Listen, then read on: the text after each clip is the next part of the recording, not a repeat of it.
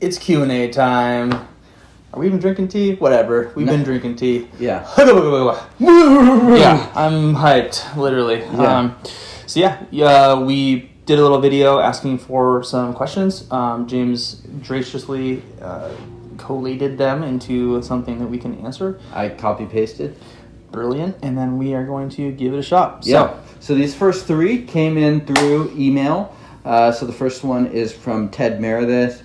I think this one's probably a question ideally suited for me, but here, I'll read it off. Yep.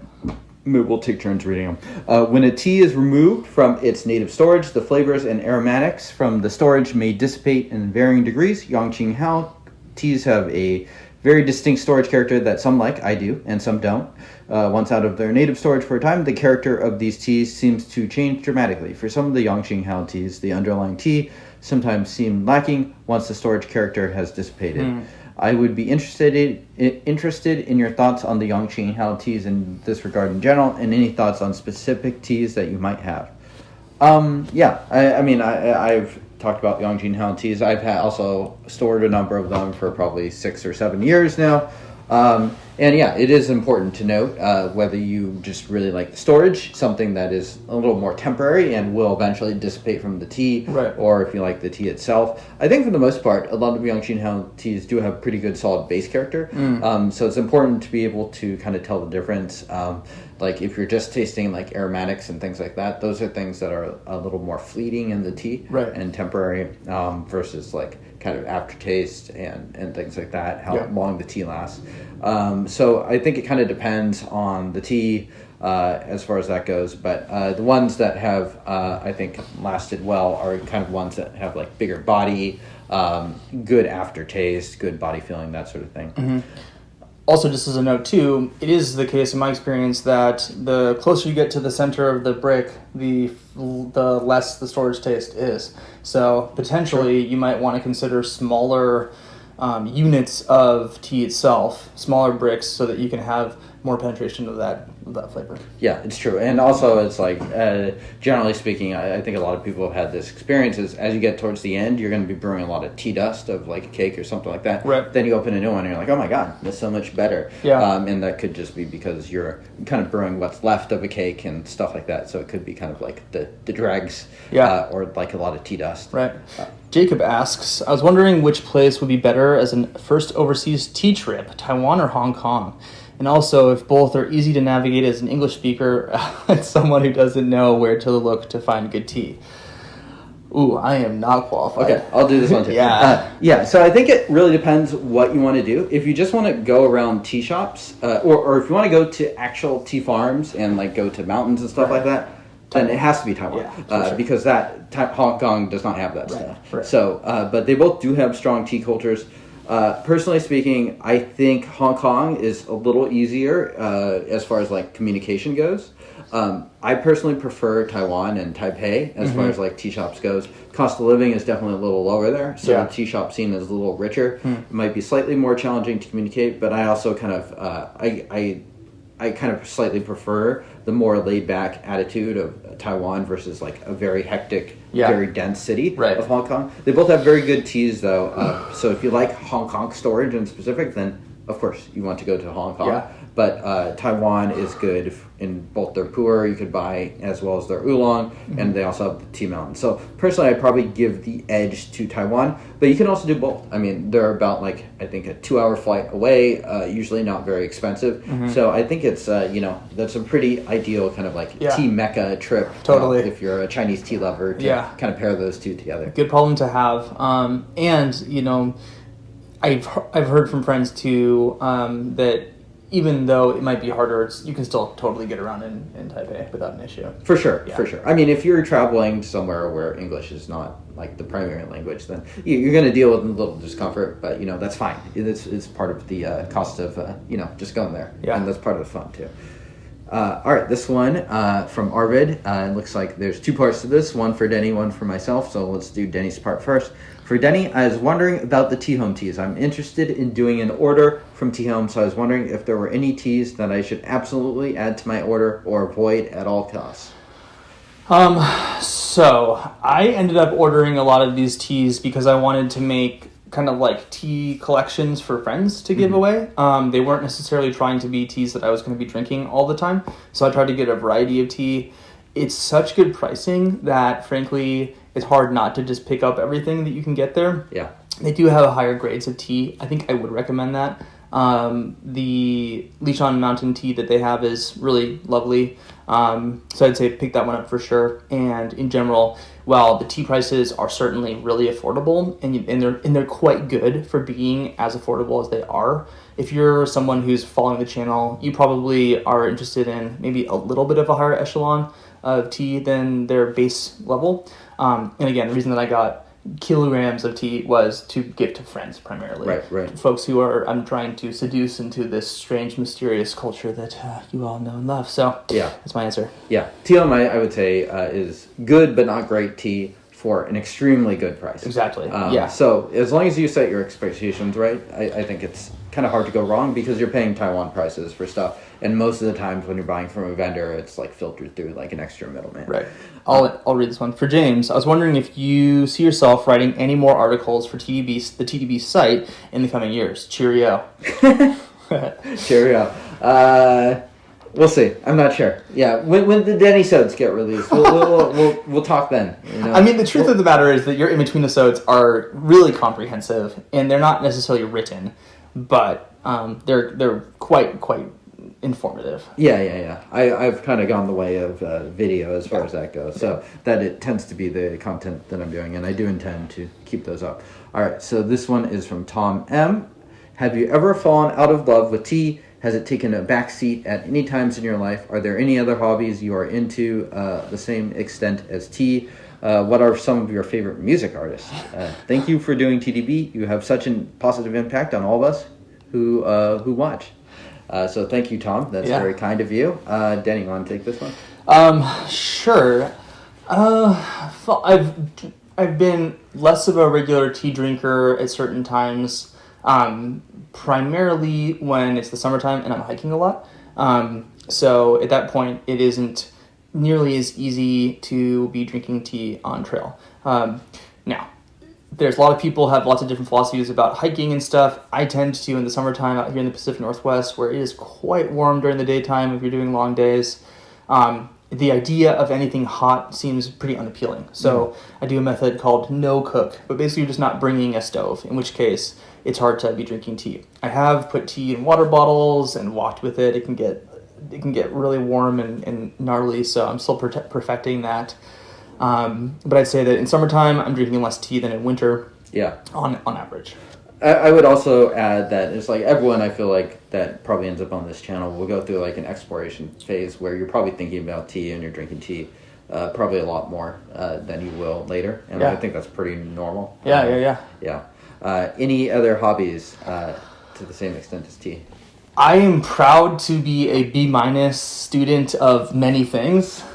Tea being one of them. B-. Yeah, absolutely. I can, if you know nothing about something, I will be able to help you. I will sound a lot better than I really am. I am not an expert in any of these things, but just off the top of my head, things that I've been interested in recently, strangely, Linux server administration. I've been enjoying that. In the past, I've been super into making backpacking gear. I have so much backpacking gear that has yet to be taken out that I feel guilty for making more of the same things, although that's really fun to design and create something cool. I've done construction projects like building a sauna.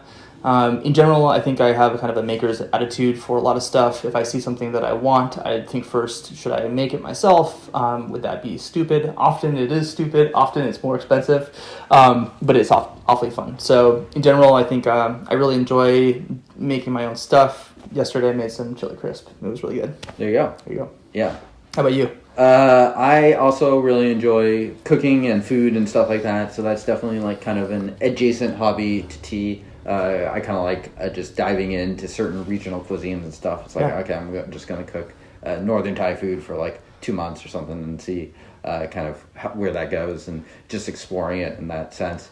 Also a big movie watcher. I like watching a lot of like foreign films, especially. So, but I also like kind of the B grade stuff. So like more genre films and stuff like that, rather than like your super artistic stuff. So if people want to explore Hong Kong cinema and stuff like that, then I'm reasonably knowledgeable about something like that.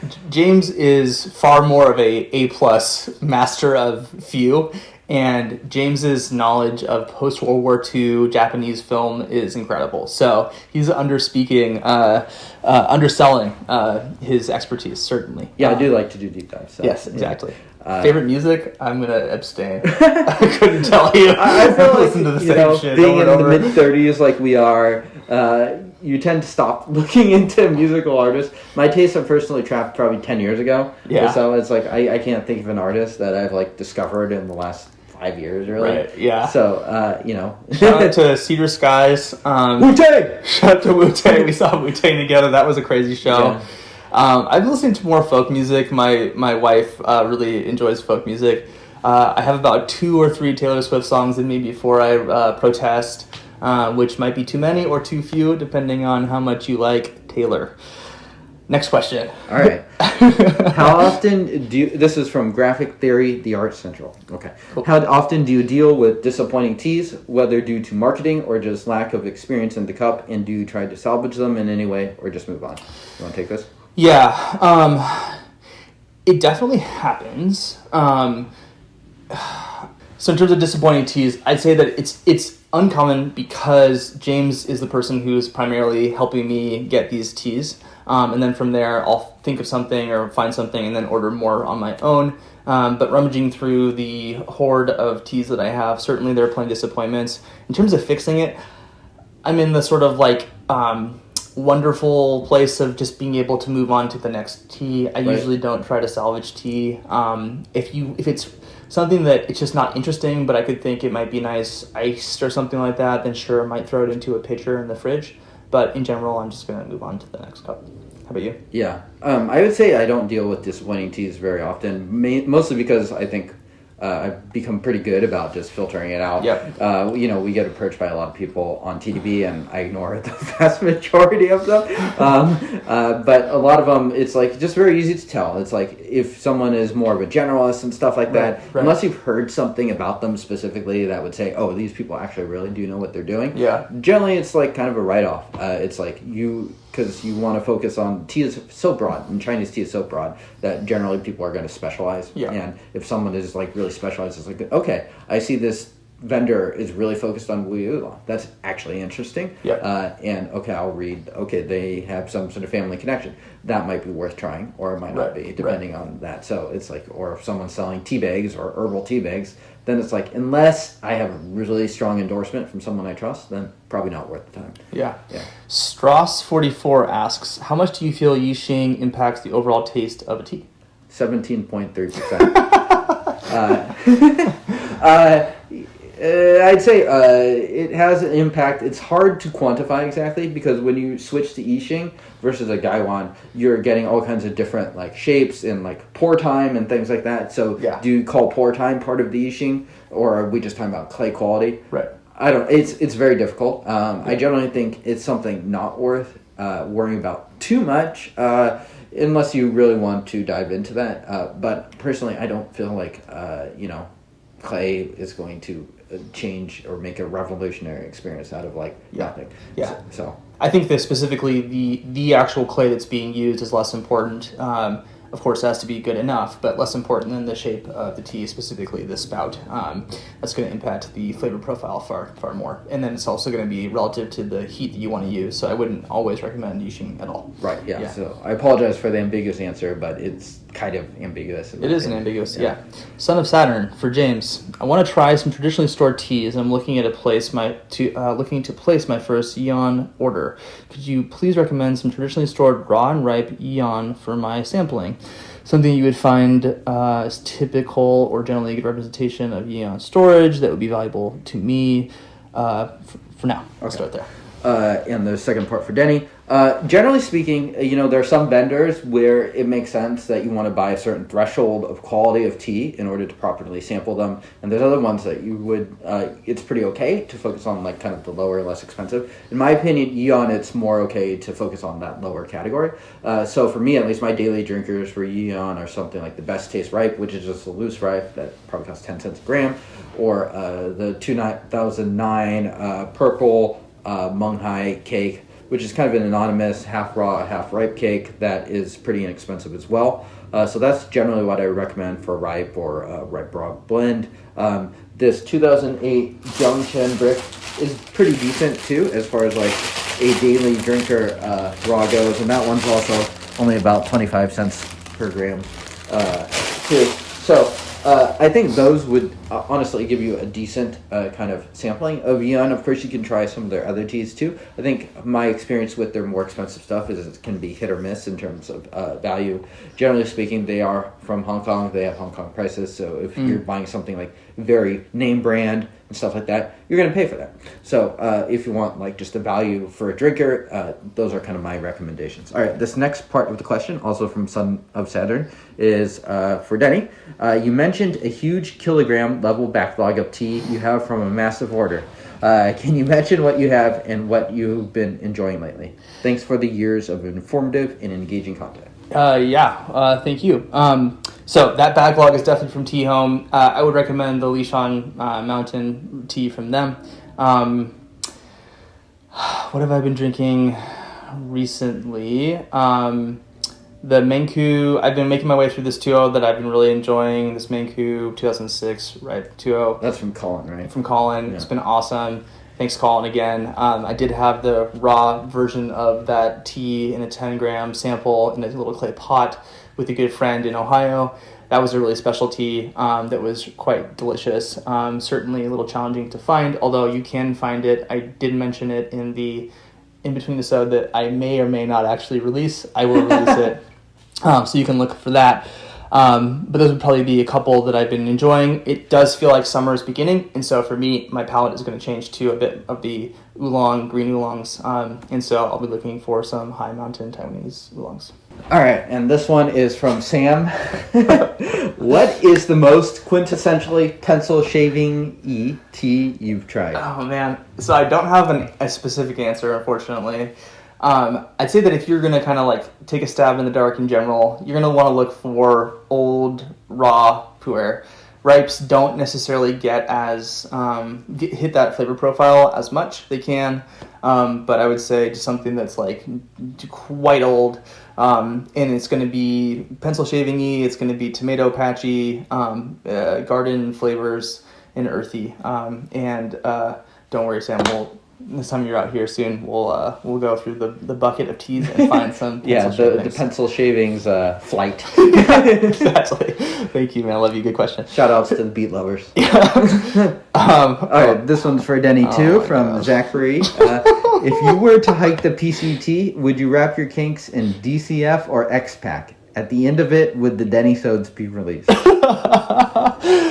DCF definitely for the flex, and also because it's lighter. And more waterproof. I think that X-Pack develops holes too quickly, and if you're like hucking your tea cakes through the desert, I just don't know if you can guarantee that those tea cakes are going to last and be as pristine with your X-Pack. So I'm going to go DCF. And also it's a flex because it costs way too much money. Okay, Denny says. Yeah. Oh man. Working on some. We'll see. Yeah. Denny, for the record, he has done the April Fool's videos the past 2 years, and he has edited them. So he is perfectly capable of releasing something simple. No, I'm not. I don't know what you're talking about. And if you're an avid hiking nerd, you're going to also, I think, enjoy the upcoming In Between the Sods that will be released at an unknown time.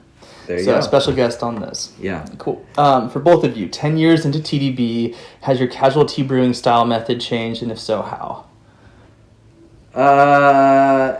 I think I guess so. I mean, casual brewing, it's like meant to be easy. So it's like whatever is easy for you at that particular point of your life. Yeah. It's like, for me at least, casual brewing often is in like just that big blue pot, tossing some leaves in and let it rip, or using it like a larger gaiwan. Yeah. And I suppose I did less of that, especially when I was like living on my own or more single.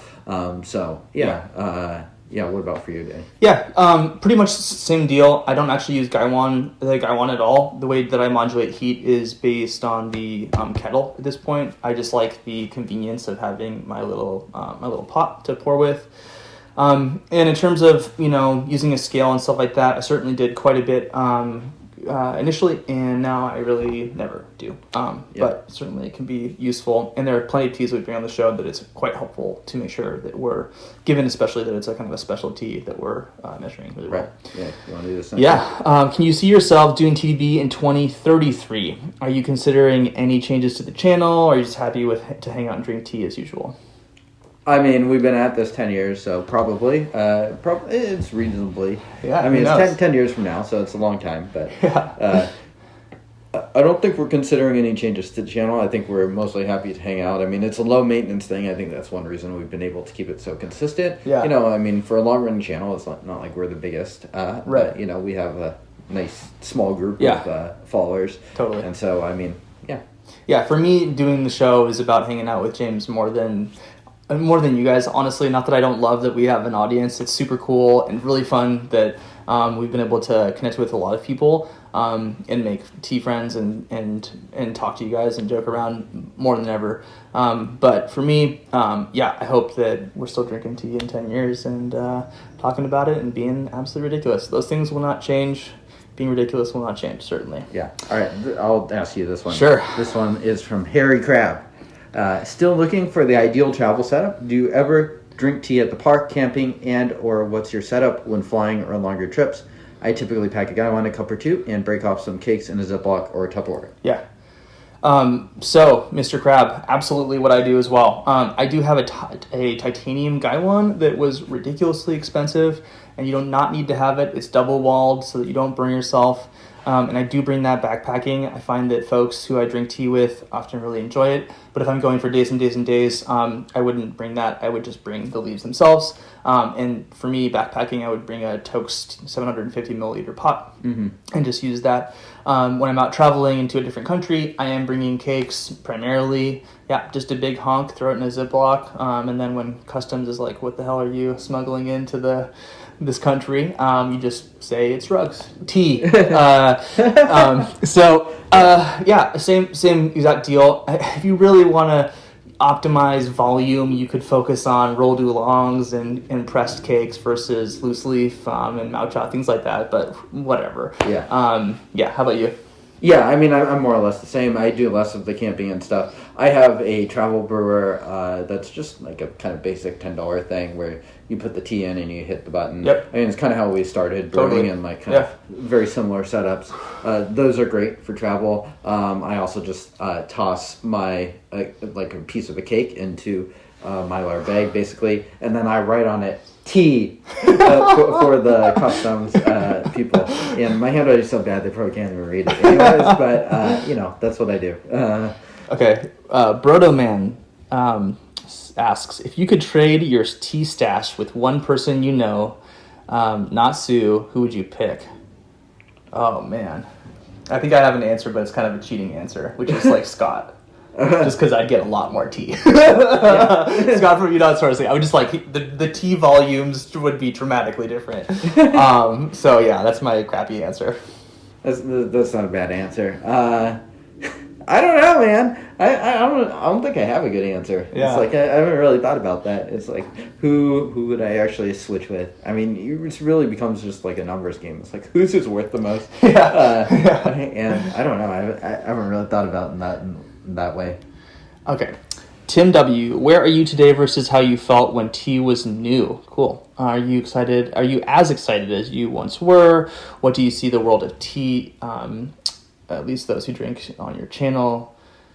Where do you see the world of tea in 5 to 10 years? Okay. Well, shout outs to Tim. He is the same Tim of the Tim and Mike who have been sending us teas this year. Yeah. So thank you very much, Tim.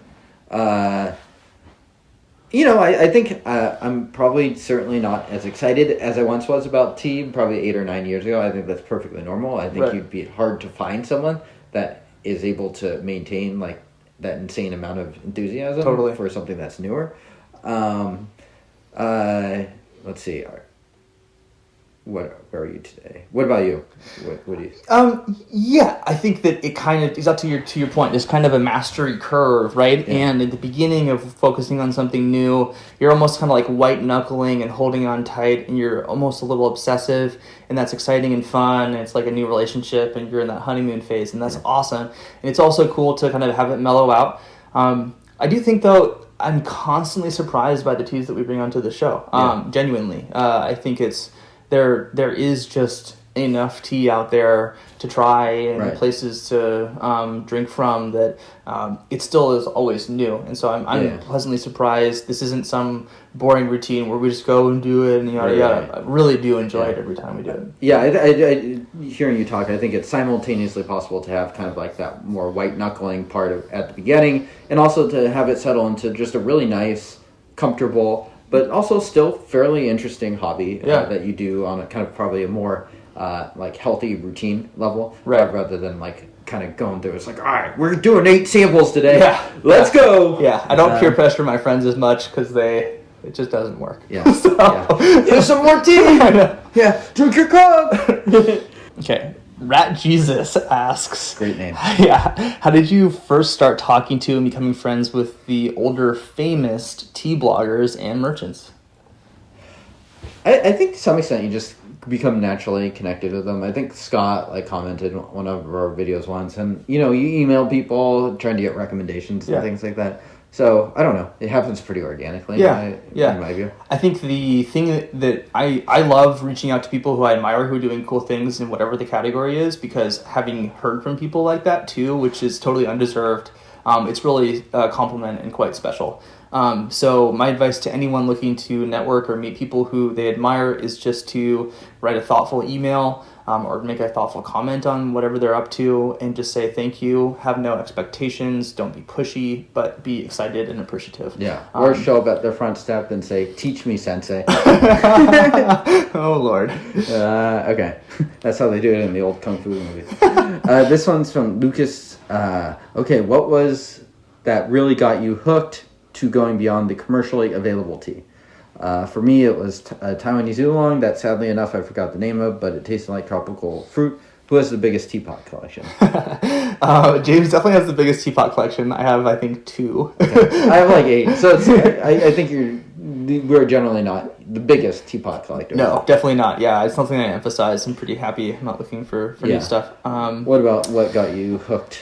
Oh, man. I think it probably was when this is silly to say this, but I was pretty young, and Silver Needle white tea, I just tried it and was like, oh my goodness, this is so yummy. Was that through your mom? Or? Yeah, I was going to this place in Queen Anne Avenue that is no longer there, called the Teacup. Yeah. Brett hooked me up. I was a little kid. I remember him well. And he gave me the time of day, and he talked to me about the tea. And I really enjoyed it. So I appreciate all the folks who are out there encouraging young people to check these different things out and being respectful and appreciative. So yeah, super cool. And then I think probably later on, it probably was Taiwanese oolong again that kind of got me back into it. Just because doing Seattle's Best Tea with Lydia, we just go after during work, and it's just delicious and so easy to share. So probably that for me. Yeah, I mean, same for me. The Seattle's Best Tea minus the Brett part of it. Denny was definitely kind of pretty instrumental. Oh no, that's okay. We can get down past Rat Jesus. Okay, Open Wound Productions. Open Wound Productions. How do you find local people to hang out and drink tea with? Been looking everywhere for tea people, and it seems like they just don't exist in IRL. This is kind of a real thing. I think that if you are commenting, emailing people, and that kind of stuff, like I just said, I think that's a great way to do it. I don't use Facebook, but I would think that Facebook groups might be a cool way to do it. There's also Tea Discord where you can kind of figure out where people are based and stuff like that. Totally, yeah. Obviously, probably not the best idea to just like hang out with total randos in some vetting, but it's like oftentimes I don't know. I have met some of my best friends from Reddit. Yeah, sure. Just doing meetups and stuff. You have a common interest. You connect, have a beer, and then suddenly you're the top of Mount Dickerson. Shut up, Mark. Yeah. Or you wake up naked in the desert. Hopefully living. Waking up. Mark. So, no. Missing your kidneys. But I don't think tea is one of these things that it can be the case that you can introduce someone to it and they're just like, oh, yes, this is awesome. And I can think of a good friend who's definitely like that. But I'd say that most of my friends are like, oh, okay, cool. I'm going to drink this while you're in front of me and then never care about it again. So, well, I mean, I think for us, too, it's kind of specific because we're decently well known, so people will reach out to us.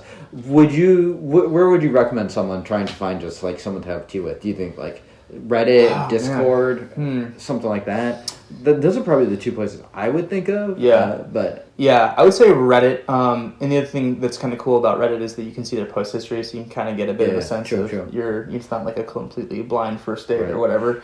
And then tea friends who know each other and you say, hey, I have another friend who want to invite to a session. Right.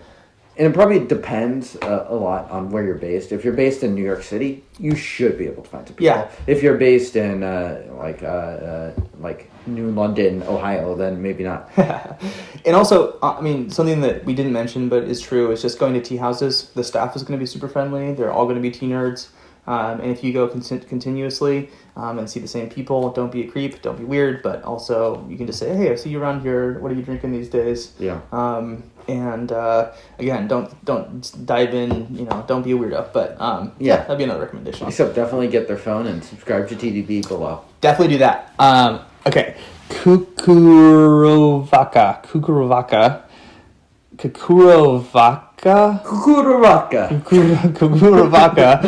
asks, any recommendations for interesting and or other good tea subscriptions for U.S. shipping, with U.S. shipping? I'm not well versed currently at it. You can check out Yunnan Sourcing or White to Tea, or Essence Tea. I don't know. There's a bunch of different tea clubs that I do not subscribe to. I don't do those, so I don't currently know. Next question from Marcus. This one's for you. Okay. From Marcus, why do you always toss the first round? Is rinsing a religious ritual, a habit, or is there a logical explanation why you do it, and to all teas unless there are exceptions to the rules? Wrote this before seeing your recent rinse promo. There are a couple of reasons why. If for some teas that I have a small amount of, it's a black tea, it's a white tea, or a tea that I look at and it looks very clean, I will definitely drink the rinse. When we're drinking tea on the show, we want to get into the meat and potatoes of the flavors of tea quickly, and also I'd say that it's more likely that the tea that we're drinking is going to be older. It's going to benefit from a rinse. So it's definitely not a hard and fast rule. But I think on the show you see it disproportionately more than in normal sessions for me. Yeah. Yeah. How about you? Same thing. I think what you also overwhelmingly find is my experience going to tea shops and stuff like that is just about everyone rinses. So it's very much the standard. There are some people that seem to think that we're weird for rinsing, but in my experience, that's not at all the case. Huh. Yeah. Yeah. The cheese. You just gotta sing it. The cheese. Say it like the Italian. Of course. Do you have any favorite Lao Cha Tuo? Would you recommend any? This is for James. It's been a long time since I had one. I remember we liked like a 2009 Yunnan Sourcing one way back when, but frankly, I'm not sure if I've had any since then. So it's been a while. I do like a good Lao Cha To. They also blend pretty well if you can blend it correctly. But I couldn't honestly speak to this question very well. Yeah, send an email to your tea vendors and tea weirdos and see what they say too. Demon Reacts asks, how can I spot a fake Laos Banjiang? Lao Banjiang. Thank you. Versus authentic one. Vendor suggestion, welcome. I mean, spotting it if it's a decent fake versus like the real deal, I don't know. It's kind of like an unimportant question in my opinion. Hard to know. I mean, some people would say that is important. I personally don't think so. Just judge the tea on its quality. I mean, Chen Sheng Hao is known for the Lao Banjiang teas. any real expensive place. In my opinion, it's a tea that's probably not totally worth the price you're going to pay. Certainly one of the most sought after micro regions that you can run into. But if you want to try it, try out one of those places. Obviously, you shouldn't buy like super cheap ones. Those are pretty obviously fake. Yeah. But beyond the price, it's like there's nothing from stopping them from selling the super inexpensive one for $2 a gram or something. So, certainly many of the expensive ones are also kind of scams, so to speak. Got it. Okay, this is from Jimmy and Friends. Where can I buy GABA oolong in bulk? Asking for a friend. I would strongly recommend Tea Home for this. Okay, Tea Home. Yeah, definitely. I think their GABA is actually really tasty. It's really friendly for new drinkers. They're surprised by it. It has a beautiful, almost black tea quality. Clean, delicious, extremely affordable. That would be my recommendation. Okay, there you go. I don't know if I've ever bought GABA oolong, so there you have it. Yeah. And I think that is the last question. So thank you everyone for sending in your questions. They have been some good ones. And let me know how you like this episode. If you liked it, we'll try to do another one. Yeah, let us know in the comments. Thanks again, everybody, for the support and sticking around while we do this fun project. And get your cat's Instagram to subscribe to TeaDB or dog. And we'll see you guys soon. Wu-Tang! Wu-Tang!